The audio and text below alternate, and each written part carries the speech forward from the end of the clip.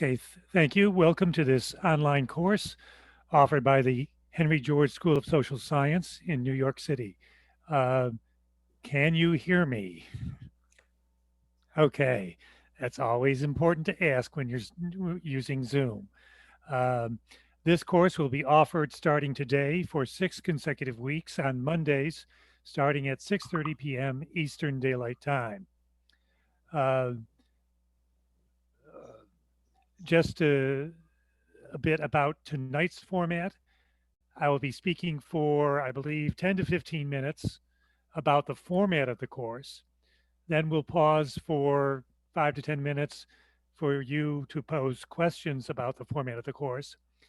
Then I will uh, begin to use the same format that I will use in all subsequent sessions, which is I will speak for 10 minutes or so, framing our discussion of the chapter or chapters of the week from Stephanie Kelton's book, The Deficit Myth. And then we will go into the discussion questions that have been posted.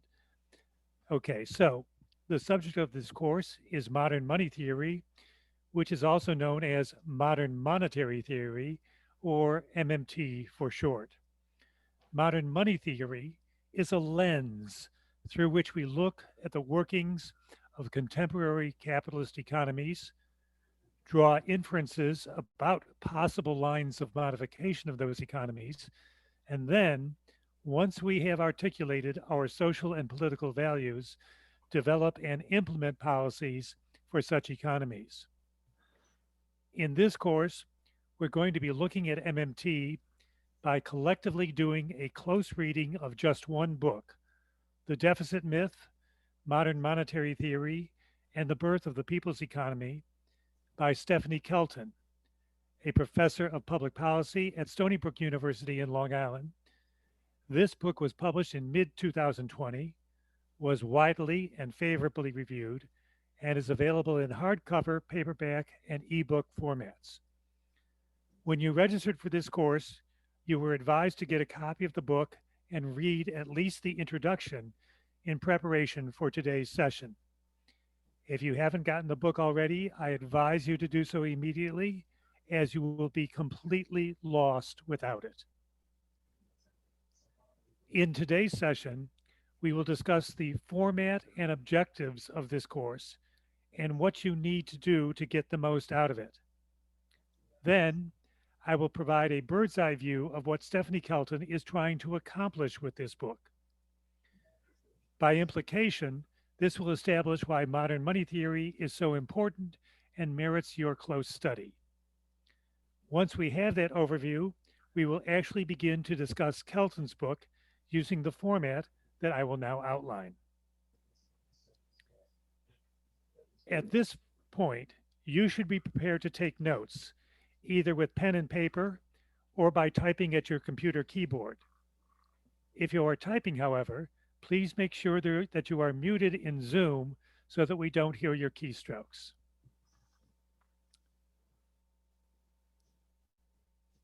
The next section, what the format of this course will not be. This course will primarily not have a lecture format, nor will this course primarily rely on slide presentations. This is the third course I've presented or co-presented through the Henry George School. The first such course, an MMT flavored macroeconomics course, was co-presented with Adam Rice in September 2019 in the before times. It was presented at the Henry George School in Manhattan. You'd come off the street, sit down in a small auditorium, and hear Adam and myself speak and run through Google Slides for the better part of 90 minutes. We assigned reading and published a fair-sized bibliography, which, if you as a student were really ambitious, would give you a deep understanding of MMT. But we had little way to incentivize the majority of the students to actually do the reading. So much of the discussion on the part of the students came down to their opinions about MMT, as distinct from what knowledge of MMT we happen to convey or they managed to pick up from the reading. I presented a second time in November 2020, this time more specifically on MMT. The pandemic was well underway, so this course was presented online via Zoom. But otherwise, the course was structured much the same way. I lectured for 45 to 50 minutes, ran through slides, and had little way to guarantee that students did at least some of the reading. It became quite apparent that some of the students had strong opinions about MMT and felt free to express them, regardless of whether they had done the reading or not. When Ibrahim Adrama, the Henry George's School's education director, asked me to present again on MMT, I raised these concerns with him, and we agreed that it would be worthwhile to try a new format for this online course. So now, what the format of the course will be.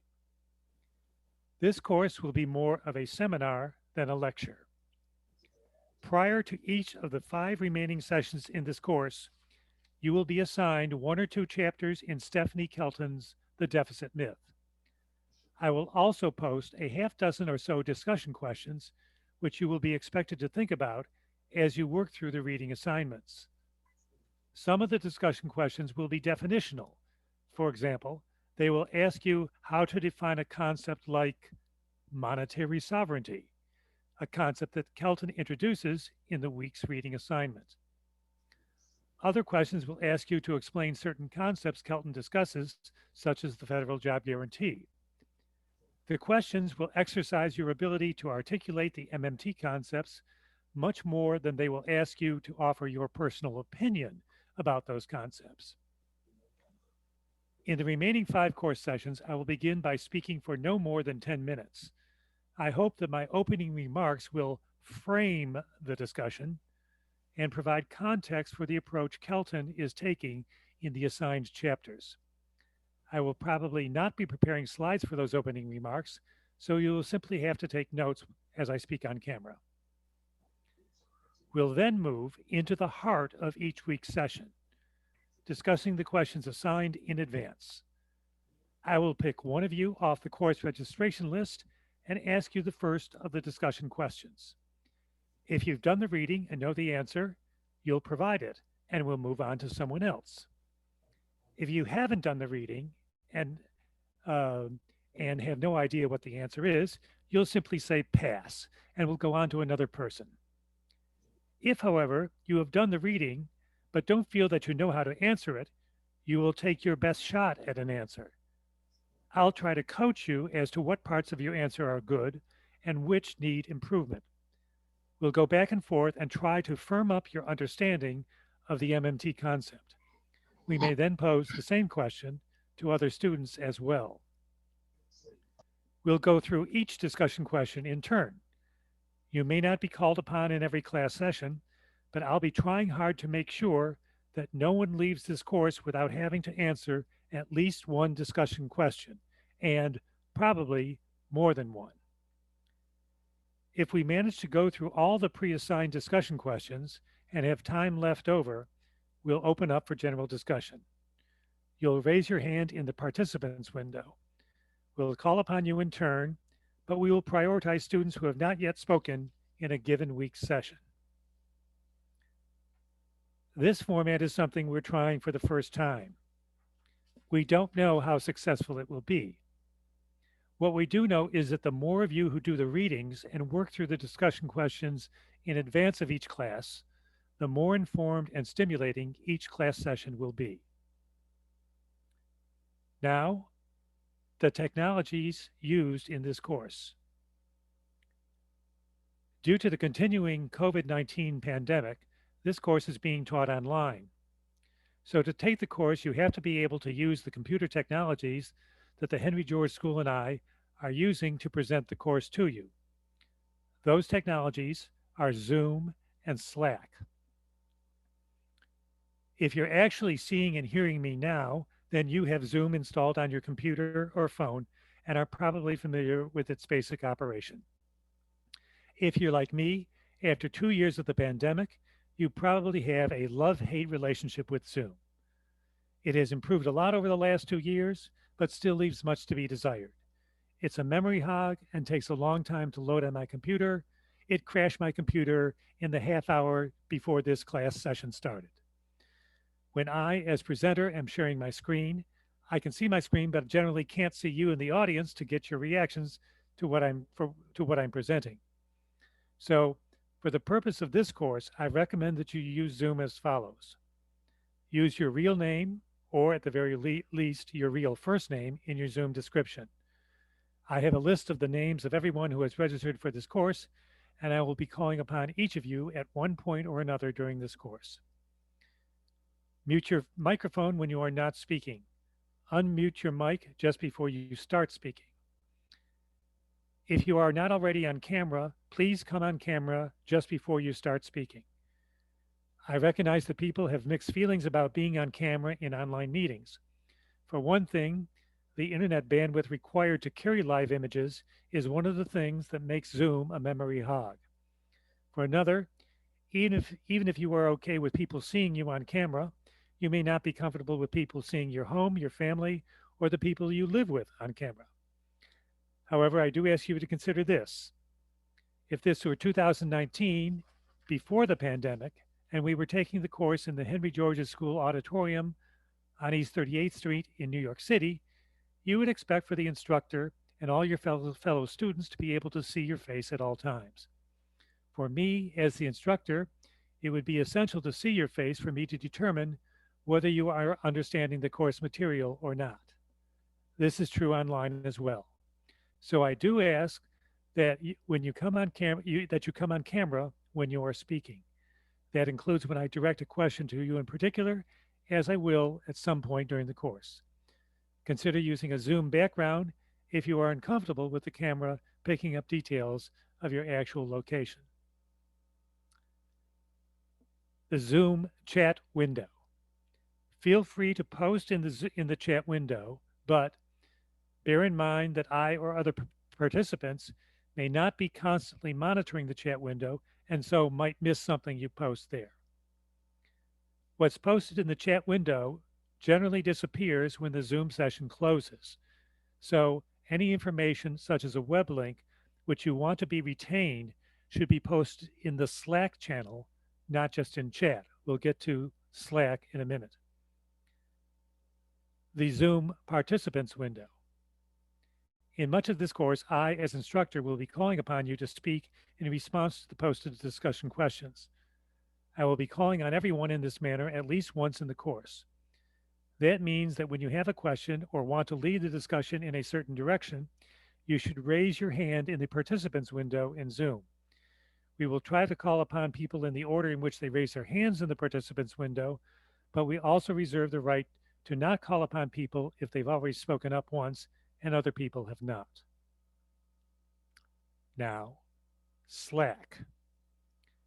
During the course, I, as the instructor, may need to communicate with the students, and you, as the students, are likely to want to communicate with each other. In the past, I've created mailing lists via Google Groups for this purpose, but very few people have signed up. So, for this purpose, we'll try something different, the web application known as Slack. Many workplaces now use Slack for chat rooms. I myself have mixed feelings about this because, like Zoom, it can be a memory hog. But a lot of people like it and are familiar with it, so we'll give it a try. Once you've installed Slack on your computer or phone or both, you should go to the URL for the Henry George School.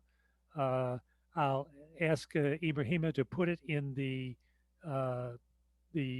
chat window in Zoom. And once you do go to that URL, you will join a Slack channel called Do-Deficits-Really-Matter. Each week's discussion questions will be posted in the Slack channel. You can also answer, you can discuss the questions, you can discuss the answers to those questions with one another in the channel. You can leave questions for me in the channel as well. During the course, I will pop into the channel several times a week and try to answer any questions you post there. Some of you have already joined the Slack channel and posted in it, and I have posted some responses.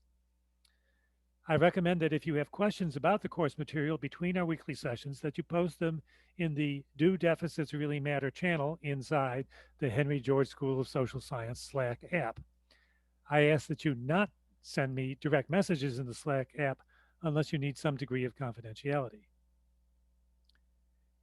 In addition, we will be using uh, some old-fashioned web pages. Each week's discussion questions will also be posted on a website which Adam Rice and I started for our Henry George course in 2019. The URL for this course will be learner, that's Lerner, hyphen, Minsky, that's Minsky, .org. And I've placed this in the Slack channel already. So I'm sorry, it's in the Slack channel and it is also in tonight's uh, chat channel here. Um each week's discussion questions will be found in its own file in PDF format. So, for example, the discussion questions for week one are already posted at, let me see if I can get the chat window here.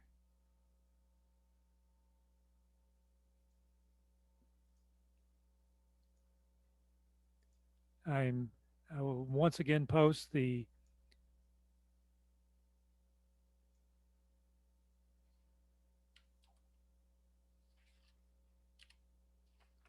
that's a website where you can get the discussion questions for each week in turn.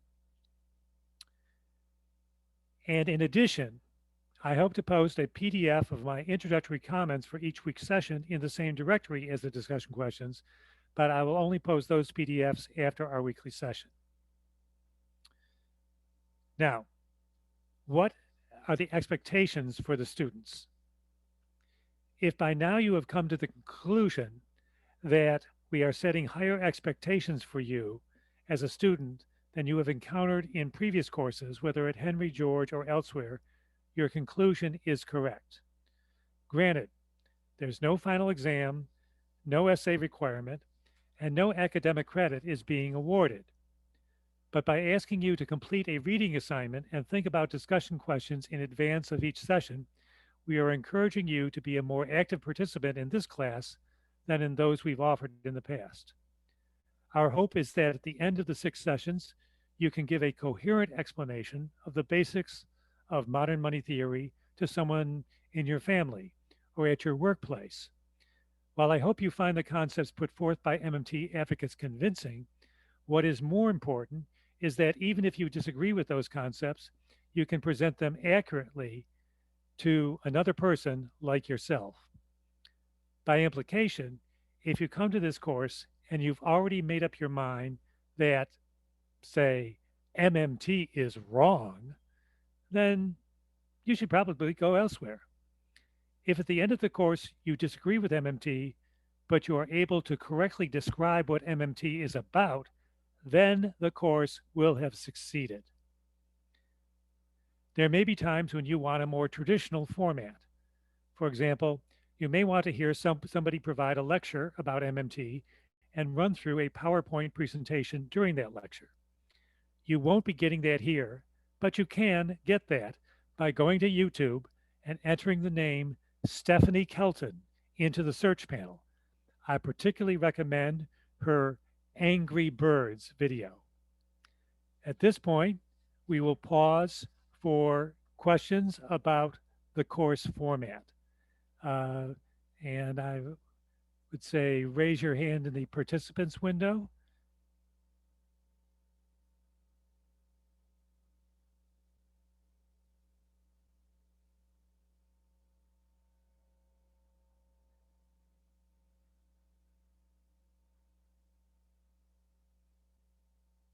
I I don't can't see any believe, hands raised. oh, Any questions about the format?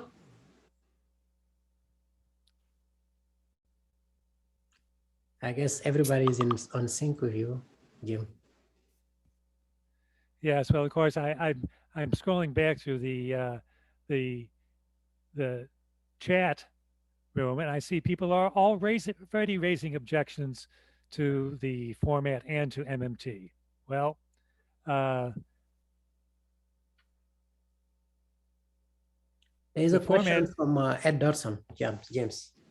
Okay, let me Actually, see. Jim, it's not a question, but I just wanted to let others know that I was able to get a used copy of Stephanie's book for $7 on eBay. So if you don't feel like buying it from Amazon, I think there are like 5 or 6 copies left that the seller had for $6 and some cents. Hmm. Yes, it's also available as an Thanks. ebook. So if you haven't gotten it uh, by any other means, you can get that. Okay. Are there any other questions about the format?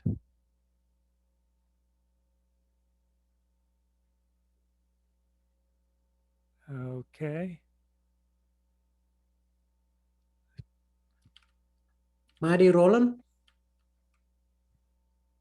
Yeah, Jim, this is Marty.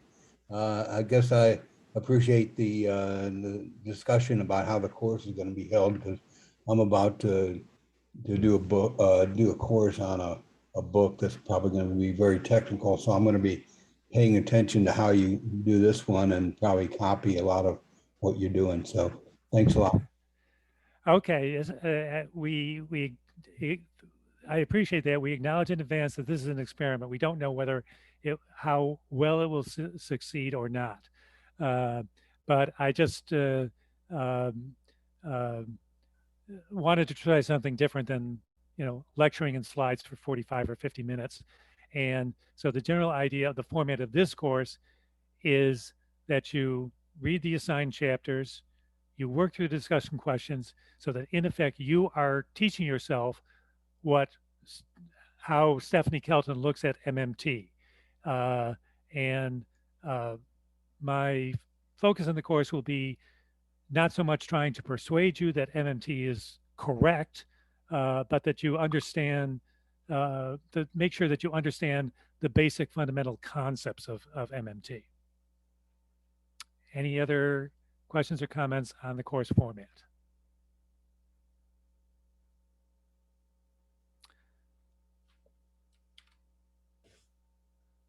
Okay, hearing none, I will proceed uh, to my introductory remarks for this week.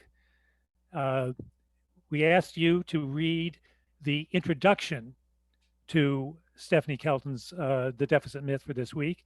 And granted that this is the first week of the course, we expect that not everybody will have been able to do that.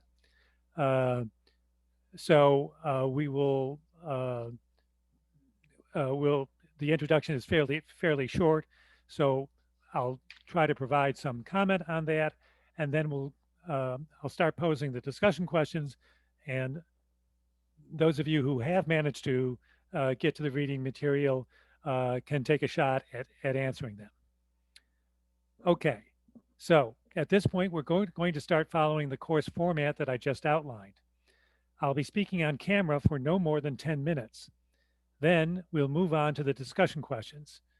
In my remarks, I will not be restating what Stephanie Kelton is saying in the deficit myth. Rather, I will be framing or providing context for her remarks. I may introduce certain concepts which she does not explicitly use, but which help us understand where she's going. And in fact, that's how I'm going to begin. I'm going to begin by introducing a concept that Stephanie Kelton does not use in the book, but will be useful. Think of a window in your home. Let's assume that you don't have air conditioning in your house or apartment. So the only way to get fresh air into your home is to open the window. Other things being equal, the wider you open that window, the more fresh air you will get into your home. If you've got a lot of noxious odors inside your home, you'll have to open the window wider in order to clear those odors out quickly. Now, think of the way national politics and government are discussed in the United States. think of the coverage of events in Washington, D.C. that you might find in the New York Times, the Washington Post, or on major broadcast or cable networks like CNN. At any given point in time, certain ideas will be thought of as legitimate for mainstream discussion, and other ideas will be thought of as too far fetched to be included in mainstream discussion. Let's take an example: climate change. If we were to turn the clock back 40 years to 1982, the notion that human industrial activity was changing the atmosphere and the oceans in a way that would cause temperatures to rise in a way that would threaten our civilization's existence, that idea would have been deemed too far fetched to warrant discussion in the mainstream media, in the White House, or in Congress. Fast forward 25 years to 2007. In that year, Al Gore, who had served as Vice President of the United States for 8 years, made a film about climate change that won the Academy Award for Best Documentary Feature. So, by this point, climate change had become a topic fully legitimate for mainstream discussion. If we wanted to talk about this development metaphorically, we might say that the window for discussion about climate change had been opened much wider over that 25-year period. That's not to say that people, particularly politicians in Washington, had become convinced of the danger of global warming and had begun to act accordingly. Far from it. Denial of climate change reigned and still does to this day. But at least the subject was no longer seen as a fringe topic, not to be admitted into elite discussion. This notion that the range of topics eligible for mainstream political discussion is like a window that can be opened wider or be closed narrower has been described as the Overton window. That's spelled Overton. Joseph Overton being the person who first formally described it. The Overton window is a range of policies politically acceptable to the mainstream population at a given time. It is also known as the window of discourse. As described in Wikipedia, the Overton window frames the range of policies that a politician can recommend without appearing too extreme to gain or keep public office, given the climate of public opinion at that time. There's an Overton window that regulates how wide the discussion of macroeconomic policy in the United States can be at any point in time. And Stephanie Kelton is trying to open that window wider, much wider. Now, it's not just Stephanie Kelton who's doing this. In the mid-1990s, a Wall Street guy named Warren Mosler began to self-publish his insights into the way that the US Federal Reserve and other central banks work. He discovered that the way they actually work does not match the way the economic textbooks claim they work. Mosler's ideas attracted the attention of a number of academic economists, none of whom worked for elite institutions like Harvard, MIT, or Stanford. One of them was L. Randall Wray, who, along with Stephanie Kelton, taught for many years at the University of Missouri, Kansas City. Another was Bill Mitchell, an Australian at the University of Newcastle in that country. They drew upon earlier generations of economists, notably John Maynard Keynes, Apple Lerner, Hyman Minsky, and Wynne Godley, with a dash of Karl Marx tossed in behind the scenes. Along the way, they somewhat accidentally named their school of thought modern monetary theory. Mainstream economists viewed the MMTers as cranks whose ideas were deservedly outside the Overton window. The MMTers, in contrast, stuck to their guns. In particular, they argued that the United States, Great Britain, Australia, and other countries had responded in an inadequate manner to the massive rise in unemployment which those countries experienced after the great financial crisis of 2007-2008. They argued that the governments of these countries could have done much more to reduce unemployment and should have done much more. Stephanie Kelton was part of this process from the late 1990s forward. She got a unique perspective when she worked as chief economist for the Democratic Minority Caucus of the U.S. Senate Budget Committee from 2014 to 2016. She got to see up close how misconceptions about the way our economy works place a chokehold on our ability to improve things. She became determined to change the scope of political discourse, particularly among the full range of political actors who customarily took the Democratic Party for solutions to problems. Her book, The Deficit Myth, is her attempt to widen the Overton window around the role of the federal government in the U.S. economy. Slight change of topic. Course methodology. Over the next 6 weeks, I want you to keep 3 phrases in mind. What does happen? What can happen? What should happen? I'll repeat them. What does happen? What can happen? What should happen?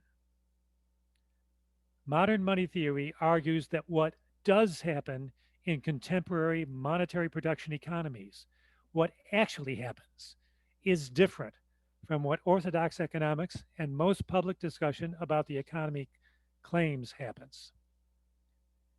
MMT then argues that once we better understand how the economy actually works, we're in a position to identify ways that the economy can evolve or be reformed. Now, what we think should happen in the economy, that is the way the economy ought to evolve or be transformed, does not follow directly from the way the economy actually works, or even from those potential lines of development we see when we look at the economy through the MMT lens. To discuss what should happen, we have to bring our values forward into the discussion. Different people have different values, so even people who agree on the MMT view of the economy can come to different conclusions about how the economy should evolve. That's not surprising. Our subject matter is, after all, political economy. Now, let's turn to the discussion questions for the introduction to Stephanie Kelton's The Deficit Myth.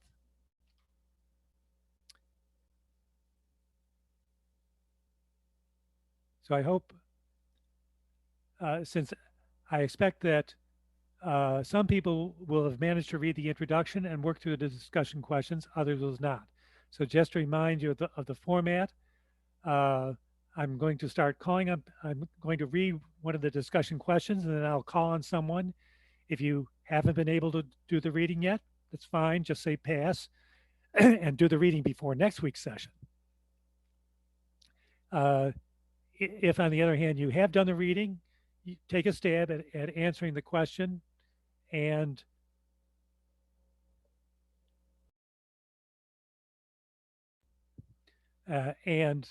give it your best shot, and we'll work with you to try to improve the question.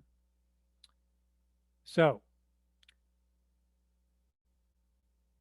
the first for the introduction, which Stephanie Kelton calls bumper sticker shock, I'm going to ask you to explain 4 terms used by Stephanie Kelton in the introduction.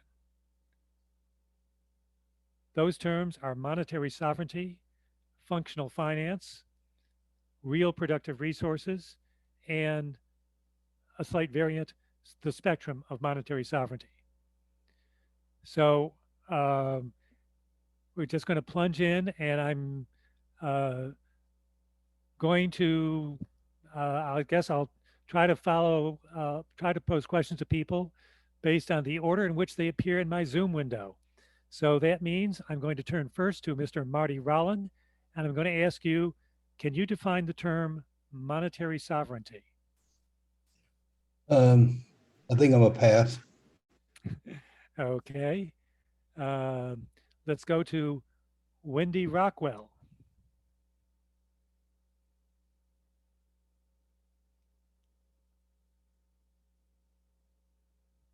Okay. Okay, I do not have the book, but I'm excited because I just realized it has been translated to Spanish, and so I'm gonna try to get it.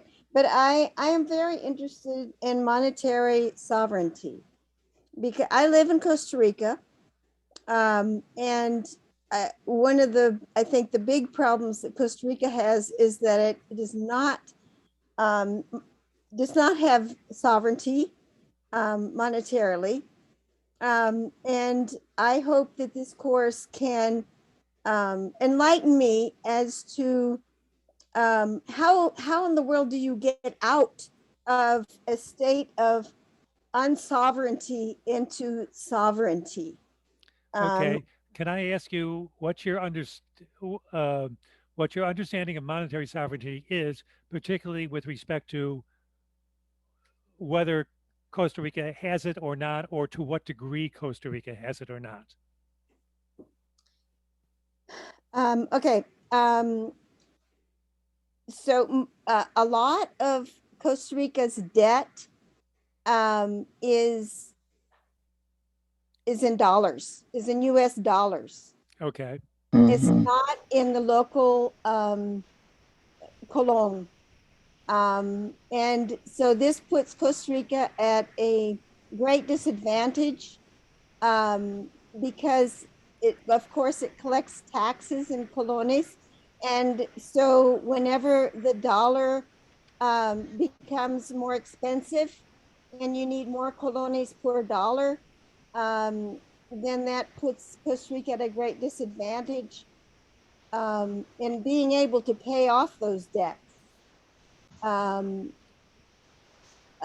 so I have taken a few courses on MMT, and I find it intriguing.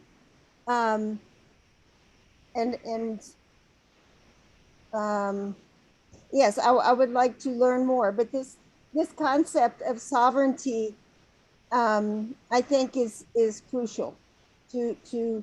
I don't know if that answers the question or not, but Well, um, let me just ask you, since I am not, yeah, I've never been to Costa Rica and I am not familiar with the details. You said Costa Rica does issue its own currency, the yes, colon, correct? yes, And that's the currency in which you pay taxes to the government, yes. correct? Okay. How do you happen to know? Does the cologne, in terms with respect to other currencies, does it have a fixed exchange rate to other currencies, or does it float? Is it a variable exchange rate to other currencies? Um, it varies. It I, varies. Okay. yes, yes, especially in relation to the dollar, because that's um, most of our tourists. That's a big um, income for Costa Rica is tourism, and even Europeans and others come with dollars, with U.S. dollars primarily. Although euros, I guess I don't know. I know you can open a bank account in euros, but a lot of people have like bank accounts in dollars because it's um, it's more secure. You don't when the dollar becomes more expensive, if you have your accounts in colones, then you're apt to um, decrease it decreases in value as opposed to having it in dollars. It's more stable. Okay, Um, so Wendy, I'll say that you actually do grasp some of the important parts about the concept of monetary sovereignty. The fact that Costa Rica does issue its own currency, however, it borrows in a currency that is not its own, uh, and uh, there's uh, for reasons that are partially due with the currency and partially due with the, with the nature of the economy, the heavy emphasis on tourism, that your currency is subject to exchange rate risk. But the exchange rate risk thing is something that is not entirely a question of monetary sovereignty or not, and maybe we'll get to discuss it later in the course.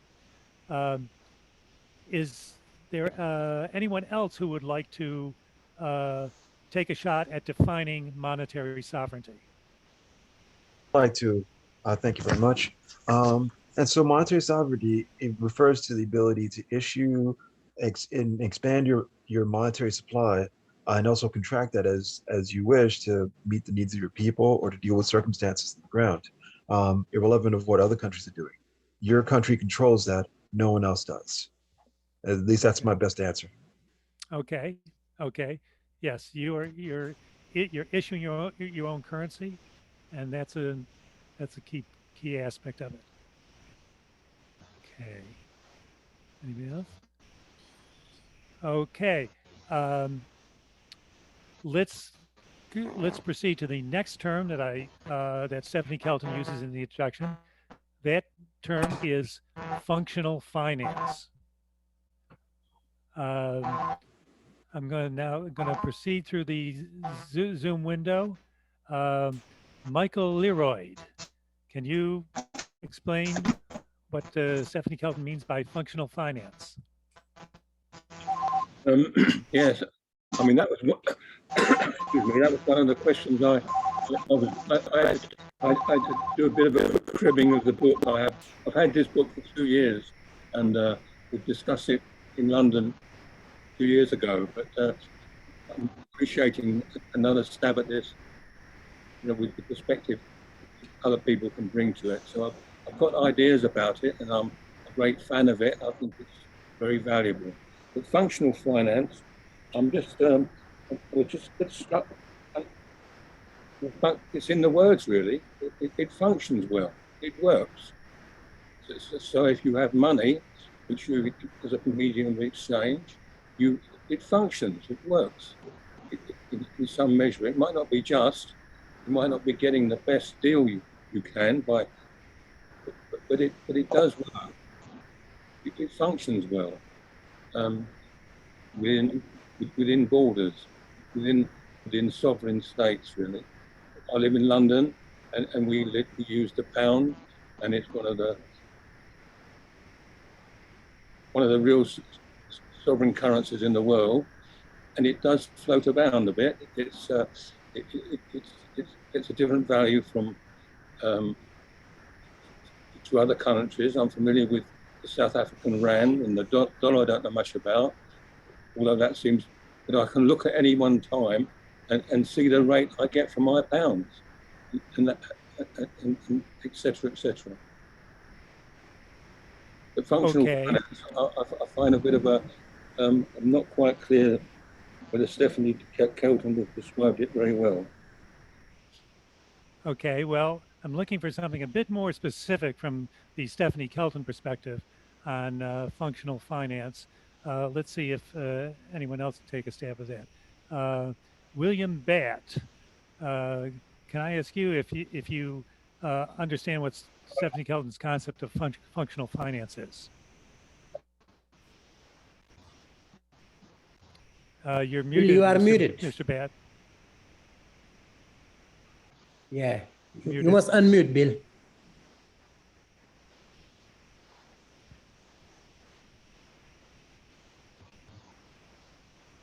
My greatest handicap is that with all 3 speaker systems on this computer, I'm having difficult time hearing, but I'll do my best, even with earphones or speakers on the monitor.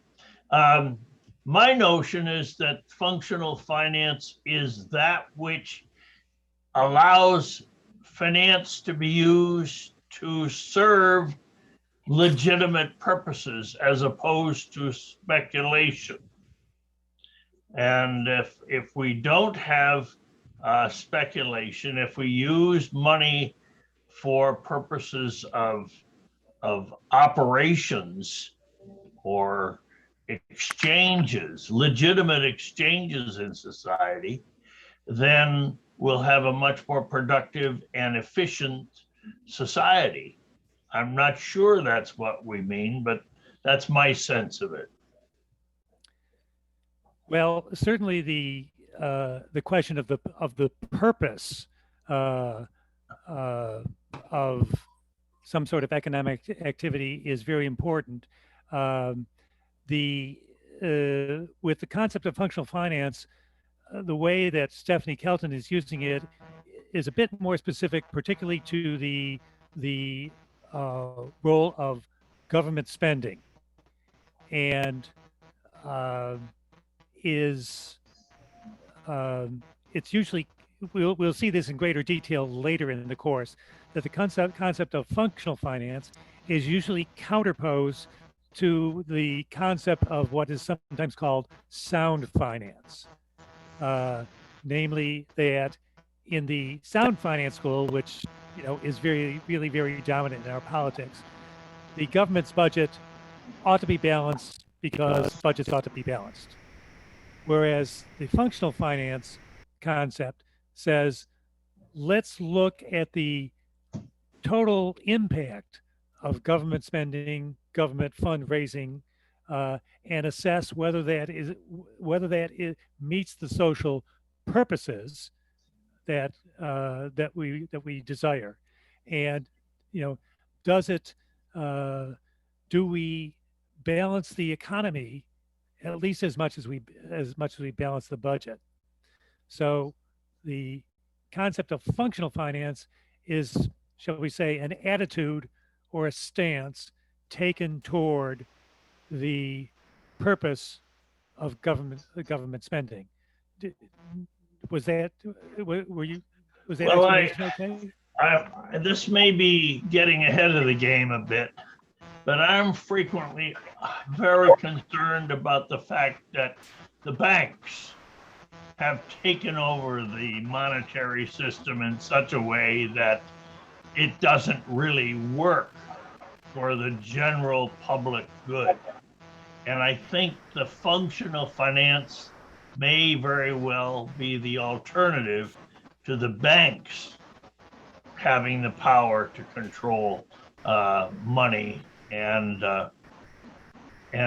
its uses.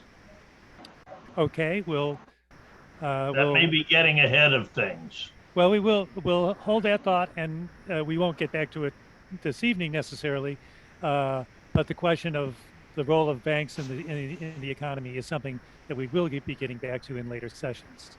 Can I add something? Yes, Alex Alec. Tsoukalos, am I pronouncing that correctly? Yeah, Alec is fine. Yeah. Alec. The last name is Greek, so it's virtually impossible for Anglo-Saxons to pronounce. So I think that if I remember correctly, it was Abel Lerner's term that he used, the notion of functional finance, and it was to use government budgets in order to reach certain goals independently of whether you have deficits or not. That is correct. You're on the money. And you have correctly attributed the concept of functional finance to Abel Lerner. I mentioned earlier that we have this website on which is where the discussion questions are posted. That's called lerner-minsky.org, and Yes. the learner there is Abel Lerner. Yes. Okay, is there any other person who would like to comment on the concept of functional finance?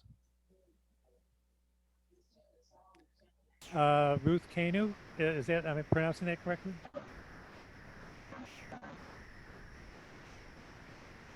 You're muted. Ms. Kanu, you have to Yes, unmute. I'm Go ahead. muted. Yes, I think all I want to say is that if we're concerned about social justice, economic justice in the communities, we want to be sure that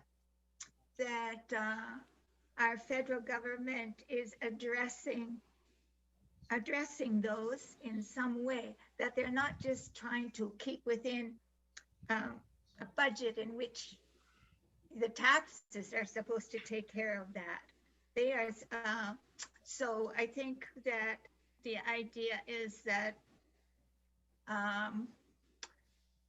the budget should make the economy more equitable so that everybody has an opportunity to work and be employed and use their abilities to serve the nation.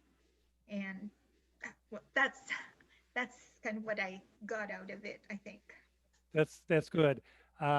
I think that when we come to chapter 7 of Stephanie Kelton's book, The Deficit Myth, which will be one of the 2 chapters in the final session of this course, that you will particularly enjoy that chapter. Okay. Now another concept that Stephanie Kelton brings up in the introduction is that of real productive resources. Real productive resources. By the way, let me just pause a minute and say that the concept of monetary sovereignty is introduced on page 2 of the Deficit Myth, and the concept of functional finance is introduced on page 3 of the Deficit Myth. But both of those will be discussed in greater detail in later chapters. So, real productive resources. Let's see if someone can tell me what does Stephanie Kelton mean by that? And continuing across my Zoom screen, Vicky, can you tell me what Stephanie Kelton means by real productive resources?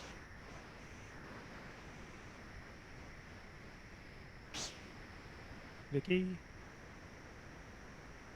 Okay, let's proceed. Oliver Liu, if you're there.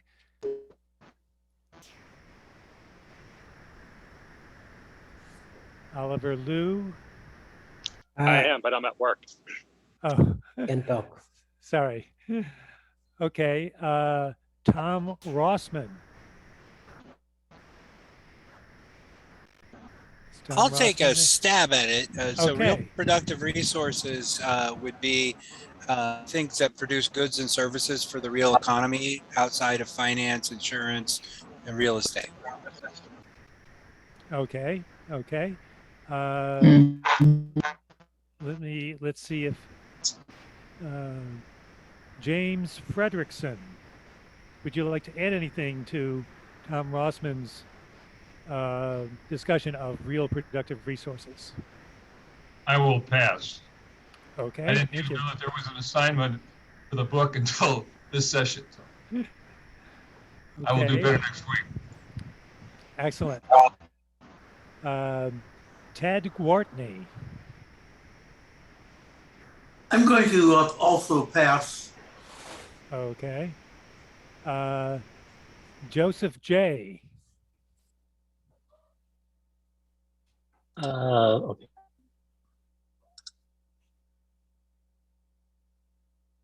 Hi, I think it's pretty much agree with the previous answer.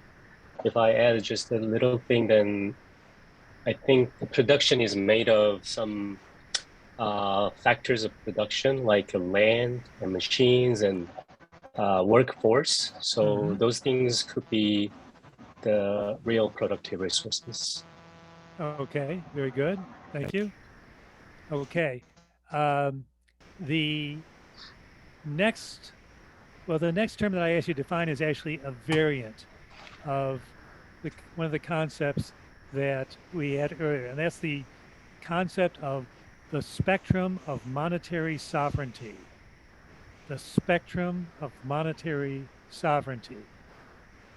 Let's see, the next person on my screen, I will probably not be pronouncing this name correctly. Özlem O.K.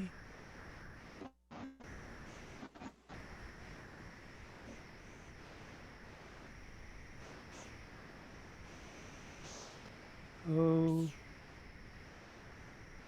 He said pass in the chat. oh, okay. Okay. Ed Dotson, we come to you. Uh, did you manage to get the concept of monetary sovereignty out of the introduction here? Oh, yes. So if you're asking me about the spectrum of monetary sovereignty, that would be the range of sovereignty based on the strength of the currency of individual nations, their ability to pay debt with their currency, and to demand that under contract their currency be accepted in exchange. Okay, okay. This I'm anticipating a question that we'll get to in future sessions. Can you mention the names of a couple of countries and tell us where you might place them on the spectrum of monetary sovereignty? Okay, the United States, China, any country within the Euro sphere, they would be at the end of full sovereignty or nearly full sovereignty, and a country like, oh, sorry about this, Wendy, Costa Rica might be further down on the end of very limited monetary sovereignty, because they would not be able to require those engaged in commerce with Costa Rica to accept the Costa Rican currency. They may be able to in some cases, but if you're buying oil or you're buying gold, you're not going to be able to use the Costa Rican currency or many other currencies. So, okay, well, I'm going to agree in part with you, yeah, Mr. Dodson, but there are parts of that I don't agree with, and that Stephanie Kelton would not agree with. But rather than me doing that, let's turn to some other participants and see what they have to say about the spectrum of monetary sovereignty. And I will sit prepared to be corrected. Yeah. Can I say? I'm going to first. I'm keeping in mind with our attempt to make sure that everybody speaks at least once. Oh, yeah. Okay. I'm going to. I'll call upon people, and then I'll call upon the people whose hands are raised in the participants window. But first, let's go to Raffaele Chape, if I pronounce that correctly. Yes. Can you say something about the spectrum of monetary sovereignty? Right. So the way I understood it is that you don't have monetary sovereignty isn't something that you either have or you don't have it. You have various degrees of it. So you have some countries that have more of it and other countries that have less. So the countries that have more monetary sovereignty because they tend to borrow in their own currency, the US, Canada, Japan, largely OECD countries, but Europe would be interesting because of the euro, the way the euro works. Most European countries would actually not be sovereign, I don't think. And then countries that have less of monetary sovereignty would be more developing countries, maybe in the global south, not all obviously, but I think that's it. Let me just add, let me just ask you this. I'm going to name two countries, and I'd like you to tell us what you think makes them similar or different to each other with respect to monetary sovereignty. Those two countries are Canada and France. The difference is, and this is very dear to me because I'm originally from France. the central bank of Canada is able to issue Canadian currency. The central bank of Europe is not something that France has direct control over, right? So the European Yes. Central Bank, yeah. But the central bank is not necessarily the same thing as the government. So that there's a distinction there I'd like to think about. Okay, well, we'll get to Yeah. the question of central banks and governments in subsequent sessions, but I think that you've hit one nail on the head there. That France, even though it has a bigger economy than Canada, and it's much more of a world power than Canada, actually has less monetary sovereignty than Canada because France, like all the other countries of the Eurozone, has given up control of its own currency. It no longer issues the franc that's issued by the European Central Bank, and it no longer collects taxes in the franc. It collects taxes in the euro. And one of the major insights of, well, not just modern monetary theory, but there are many, particularly on the heterodox side of the schools of economics, are very skeptical of countries giving up their monetary sovereignty. So I think I think that you have the basis for a good understanding of the spectrum of monetary sovereignty. Someone, okay. Now there were a couple of hands raised for this question on the question of the spectrum of monetary sovereignty. Does anybody want to raise their hand again? Alec, unmute. No, I was going to say, in contrast to Ed's original idea that European countries have sovereignty, I would say no, precisely because of what Raphael has said earlier on, that they don't have control of the currency that they use in their own country. Okay, very good. The euro, essentially. And I don't know that France has any sovereignty. I don't know. I would conclude that they don't have any sovereignty in the sense that Stephanie Kelton talks about monetary sovereignty. They don't have any control of the currency that they use. Would you agree with it? Would anybody agree or disagree with that? Well, I would say they certainly don't have the same degree of monetary sovereignty that the United States or Canada or Britain or Australia has. Now, of course, within the Eurozone, France is a very important member, a very powerful member, so they can exercise a certain degree of influence there, but in the strict sense, they have given up their monetary sovereignty. Yep. Joe Bongiovanni.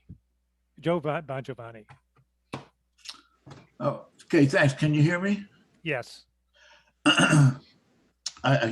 Only because you asked if anybody had any other ideas about monetary sovereignty. So I'm going to tell you how I learned it. Okay. Every country is sovereign in its money. You can't be a country without having sovereignty over the money of the country, over the currency, but really over the money of the country. That means that every country has degrees of sovereignty, and what you mentioned were the highest degrees. To me, you don't have real monetary sovereignty unless you're issuing the currency. If the government is issuing the currency, then the nation is fully not only sovereign in its money, but autonomous in its issuance. Oh. Okay, thank you. I want to mention that this concept of spectrum of monetary sovereignty, you will actually find Stephanie Kelton's discussion of it in one of the endnotes at the rear of the book. In endnote number 1, which I believe is it's on page 269.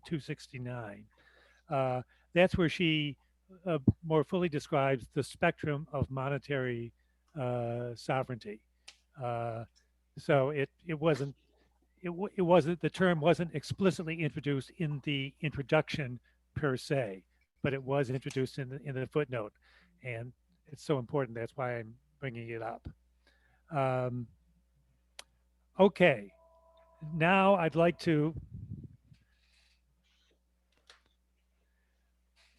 politician looking for votes on my phone.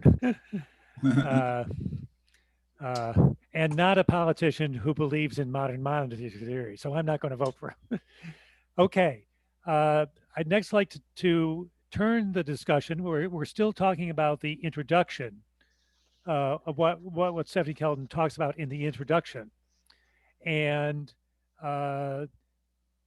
she then begins to give a brief outline of the 6 deficit myths that she will cover in more detail in chapters 1 through 6 of her book.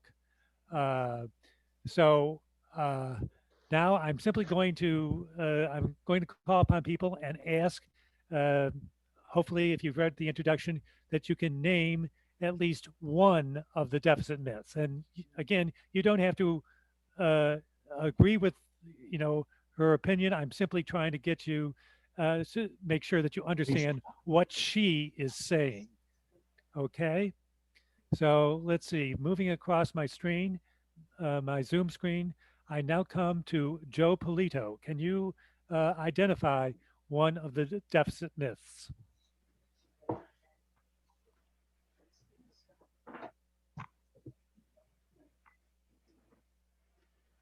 Joe Polito? Could you repeat that question, please? Can you identify any one of the 6 deficit myths which Stephanie Kelton introduces in the introduction?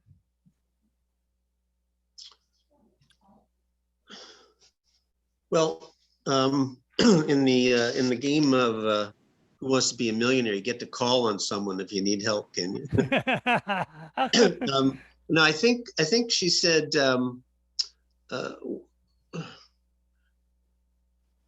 there's a myth that we run out of money when really we run out of resources. That's the real deficit. It's resources, not money. Money is an artificial constraint. Okay, that is correct. I'm just looking at the way that she specifically said them. Investment. Okay. She definitely argues that in the book, but she didn't specifically argue that in the introduction. But you get credit for that. Right. Okay. I have read the book, and yeah, and since that's such an important concept that she mentions it several times in the book. Right.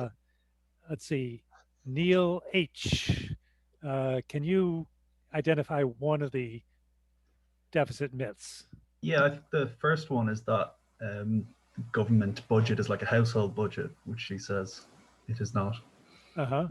And we will come, this is a question that we will come back to next week in greater detail. Can you hazard a guess, hazard an attempt at explaining why she believes that the federal government's budget is not like that of a household? Well, because they can simply publish or create more money, whereas a household cannot do that. Okay. And in that sense, it doesn't have to balance. Okay. Let's see. Okay, so that's actually the first of the deficit myths done there. Let's see. Just want to make sure that. Okay. Peter Lugten. I hope I'm pronouncing that somewhat correctly. Can you identify another of the deficit myths that we'll be discussing? Well, yes, you pronounced my name correctly, but otherwise I have to pass. Okay. Let's see, Frank Ortiz. All right. Let me get my camera on. All right. So I'm going to go with the last myth, which was that entitlements are careening us. I'm sorry, the explosive growth of entitlement spending is careening us off a fiscal cliff. Okay. I know those aren't her exact words, but that's more or less what she's trying to get at as a myth. As a myth. Okay. Thank you. Let's see. Stephen Crozier. If you're there, could you identify another one of the myths that Stephanie is talking about in the introduction? Yeah, I'll identify a real myth, and that is that memories improve with age. That I would say is a myth. I read the book, and I'm going to have to get it again to get these questions. But I believe she said something about the issuance of bonds and the idea of the fear of the fear that people have whenever bondholders are in foreign countries, and the idea that those bonds could be paid off, those bondholders could be paid off at any time. So I'm not sure whether I'm really hitting the mark with that one, but I believe there was something about that said. Actually, I believe you are hitting the mark because on page 10, the deficit myth number 5 is the notion that the deficits make the U.S. dependent on foreigners. Okay, well, sometimes we can surprise ourselves. So thank you. Yeah. Okay, let's see. Norman Scott, can you name another of the deficit myths identified by Stephanie Kelton in the introduction? Right, I did read it a while ago. I believe it was something about about private investment, that deficits compete with private investment, and she, I think, claims the opposite is true. It encourages. The idea that the arguments made against deficits is that the government is now competing with the private sector, and something along those lines. And you are on the money there, because deficit myth number 4, which she identifies for the first time on page 10 of the book, is the notion that government deficits crowd out private investment and undermine long-term growth. And she will argue, as modern monetary theory does, that government deficits do not crowd out private investment, and they can actually assist long-term growth. So you are correct in that. Take the Defense Department. The biggest deficit we have is based on defense spending, and that certainly hasn't crowded them out. Indeed. Yeah. I have a question about that one. I'm sorry? Oh, I just wanted to ask a question about that myth. Because that one sort of confused me, because I figured, suppose the government wants to invest in lots of shipbuilding for defense, taking that example, and they have to go out and find a place where it's proper to build ships, where there's a dock and all, and Deepwater Port, and they have to go out and hire a bunch of people who know how to build ships. And some private citizen wants to do the same thing. Isn't it make it harder for that private investor to do that because there's so many people working at the government's ship manufacturing facility? And I could possibly answer that in that she's not saying that the government's going to go build ships. She said it's just the deficit. So it's not like the government, it's not like we're talking about maybe socialist countries or some socialist countries where the government is going to actually own the means of production. I think she's just talking about it, that there's going to be a deficit, and that means that money is flowing out really to that since we're not a socialist country, the money flows out to private people who are going to be getting the benefits of that deficit. Right. Okay. I guess so. From the money perspective, that's true. But I guess from the real resources to actually do the thing we're investing in, you could crowd out the private sector trying to access the same real resources, right? Because if the government is going to do something, they need resources to do it. Well, you've hit upon an important concept there, but one that we'll have to defer discussion of till next time. The question, because I mean, I like the fact that you mentioned that phrase "real productive resources," because that's going to be something that we're going to use as sort of a mantra here, and that Stephanie Kelton emphasizes. Let's see. I want to. Let's see. Did I call upon Melvin Diaz? Can you identify one of the deficit myths which Stephanie Kelton talks about in the introduction? I'll pass. I've got a cold and I can't talk properly. Oh, okay, thank you. Charlotte Lucas. Hello there. Can you hear me okay, Jim? Yes. Yeah, Jim, it's George. I'm just using Charlotte's iPad here. I've been en route from delivering a grandson to hockey, but I have the 6 economic myths on my phone. The budget like a household, deficits are evidence of overspending, deficits will burden the next generation, deficits crowd out private investment, deficits make us dependent on foreign investors, and entitlements will propel us to financial disaster. And I bring this out and explain it to everybody who will listen and even some who won't. So I've read the book. I've got a couple of copies, and yeah, she makes some great points there, and yeah, covers them all very well throughout the book. Okay, well, hey, you went 6 for 6 there. Yeah, they're good points, and it's amazing the number of people, knowledgeable people, who do not understand. I just had one fellow who told me, listen to what goes on tonight, George, and he says, tell me, do we owe money to China? So that's how, with sovereign dollars, we don't need to borrow money in other currencies. So it's yeah, these myths prevail throughout the country here in Canada.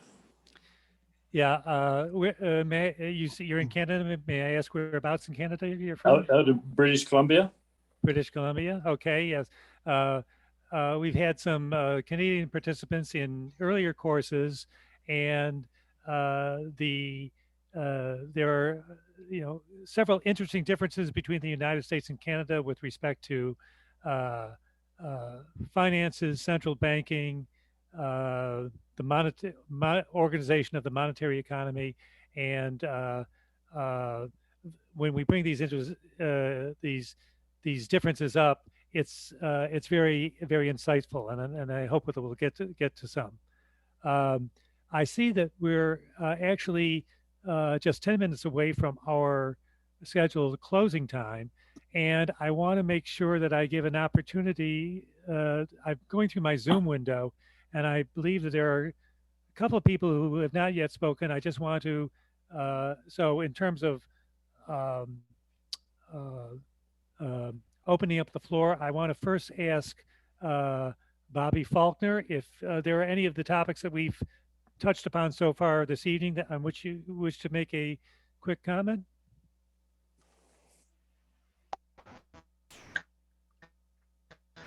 Can you hear me? Yes. I'm on a computer and I don't think you can hear me. Yeah, I can hear you, but your voice is breaking up. Okay, I'm going to, Bonnie, I'll pass on you for now. Yes. My computer is in repair. Yeah. Okay. Let me go to Ellen Rolfes. Ellen Rolfes. Hi, I'm sorry. I had to work late, so I joined late, but I figured joining late is better than not at all. Okay. Okay. So, hello. I feel like I'm just glad to be here, and I don't have anything else to add, mostly because I feel like I want to watch the recording if it's going to be available and get up to speed. Okay. So Well, actually, let me just um, take that as a cue to help you prepare for next week's session. Um, each week, you're going to have to read either one or two chapters in Stephanie Kelton's book, The Deficit Myth. And for each week, there are going to be discussion questions posted both in the Slack channel and at learner-minsky.org. And if what I will try to do now, well, not while I'm speaking, but when I pause, I'll try to share my screen and show you the discussions for next week. For next week, April 25, you should read chapter 1 of the deficit myth, and you should work through the discussion questions. And of course, if you did not manage to read the introduction for this week's session, you should read that and work through the discussion questions.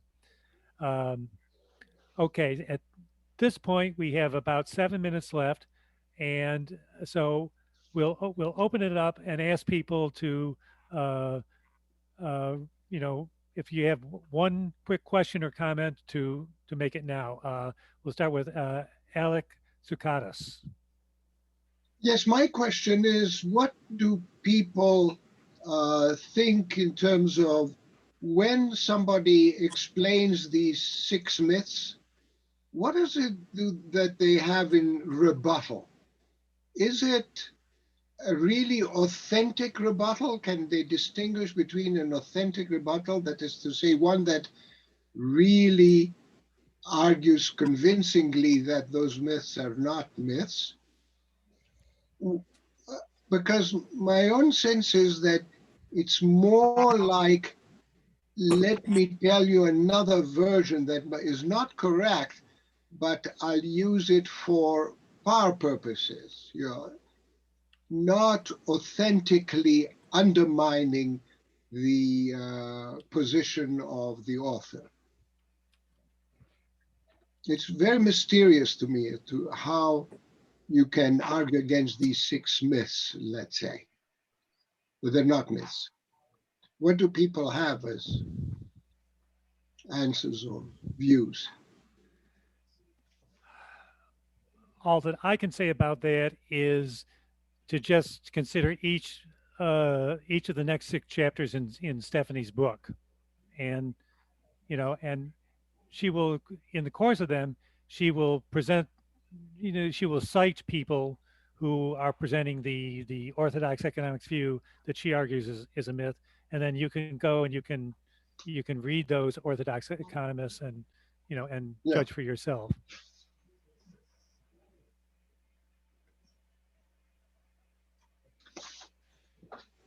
I've got Frank a question. Ortiz. I think Frank has a question. Yes. Yeah. And I want my interest in the class, because I've already read this book, is the application of MMT at the local scale, particularly with a localized currency. Because if I follow her thing, which is to just try and convince policymakers, that means I have to convince basically about 60% of America to affect this kind of change. Whereas if I do this locally, I only have to find people that agree with me in my neighborhood. So, I mean, I'm wondering like how this changes if I think about that and that direct localized application of MMT.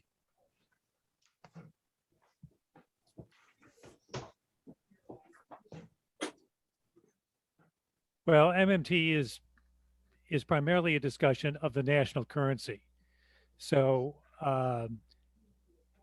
how it applies at a local political level, well, that's something that I'm concerned with, but um, uh, I don't know that we're going to be able to answer that directly in this course, because first we have to sort of master the basics of MMT and understand why, uh, for example, understand what the distinction is between the federal government and state and local governments with respect to the currency. Um, Marty Rowland, you had your hand raised. Yeah, let me get that. Okay, so the two things uh, concerning whether China owns us or whatever the point was. It may not be one thing about whatever the currency transaction is, but if there's a balance of trade where China's in the positive, if they use that money to buy United States land, that's a whole nother issue. The other thing is, I don't think you told Tom Rossman whether his answer was right or not on the, what was that? The real productive resources. Could you clarify that? I'm sorry that I don't actually remember that, Yeah. you know. Well, maybe Tom could reiterate what he said, but I don't recall you saying, yeah, you're spot on or you're totally wrong. I think you just went on to the third question. Tom, did you want to weigh in? No, that's fine. If Jim just wants to define what it is according to the textbook, I would be happy with that. Yeah, well, what I'll say is I'll refer you to the way that Stephanie Kelton uses it on at page 3, but she'll come back to that later in the discussion. And one of the points at which we'll come back will be the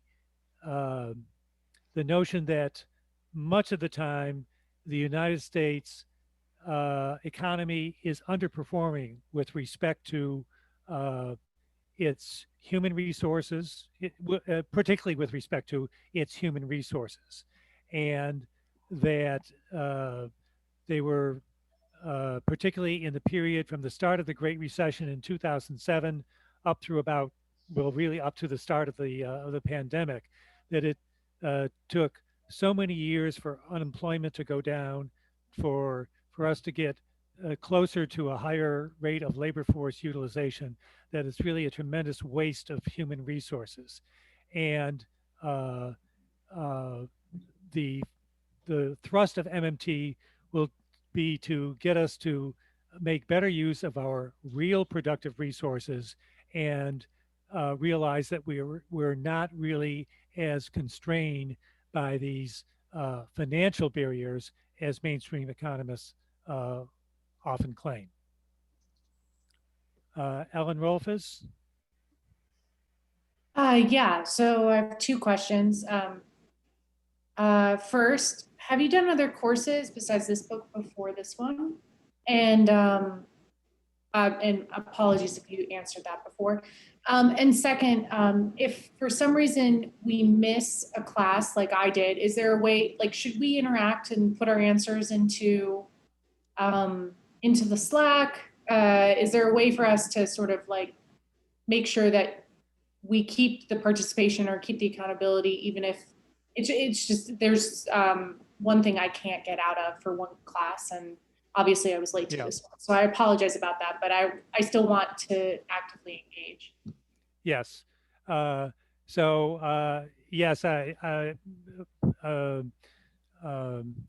Ibrahima mentioned at the beginning of this that yes, I have taught at Henry George School before. In 2019, Adam Rice and I co-taught a course in macroeconomics where we were using a textbook written by 3 people, 2 of whom are very prominent in the MMT world. And then in November December 2020, we had an MMT course conducted via Zoom like this one is, that was more of a lecture format. Now, as far as the Slack channel goes, yes, yes, yes. I absolutely encourage you to discuss questions with one another in the Slack channel. And you can pose questions for me there. Just post them in the channel. Don't bother with direct messaging me. Just post them in the channel. And I will, drop into the channel a couple times a week. I'll also be posting the discussion questions for the upcoming week in the Slack channel as well.